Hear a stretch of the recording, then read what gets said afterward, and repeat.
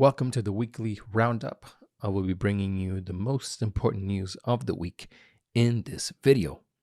Botafogo approves the sale of 90% of its actions to John Textor. The club also hires its first head scout. Luiz Oyama will not continue with the club. Botafogo and Elkeson are trying to find some common ground, and Rafael Carioca may be close to playing for the club.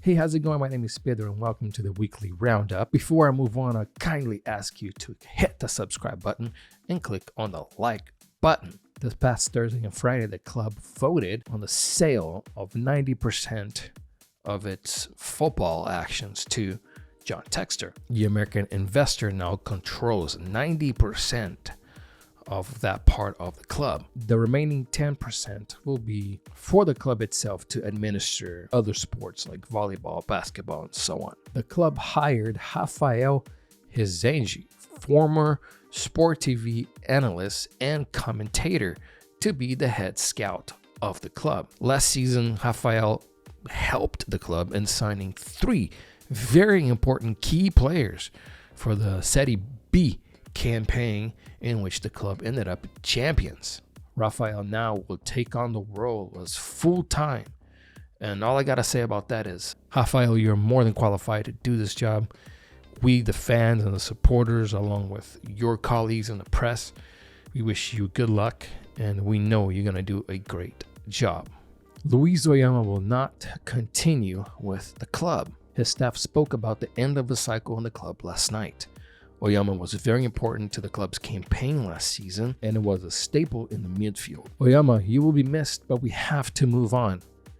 We can't be waiting forever, and that's something that it's a new methodology that is taking place in the club.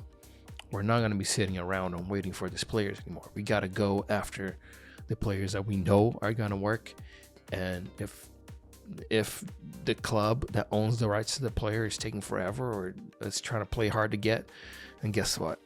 That's too bad. We got to move on because the season starts in 10 days. It will be the state championship. We have to be ready, and we can't just be waiting around like that. Botafogo and Elkeson continue to negotiate. It's unsure if the player is going to find some common ground because he's asking for a lot of money to pay for the club, and the club still, even though John Textor took over and is going to have an immediate injection of cash in the club, it's still a lot. Elkeson's about 30, 31. He's got maybe 2 or 3 years playing at the highest level, which I think he will be good in Brazil, but the price that he was asking was more or less around 800K, and the club was offering something like 250, 300 from what I was reading. So it's a big difference. It's a big gap. The club is preparing a new offer, so let's see if Elkeson will accept it or not.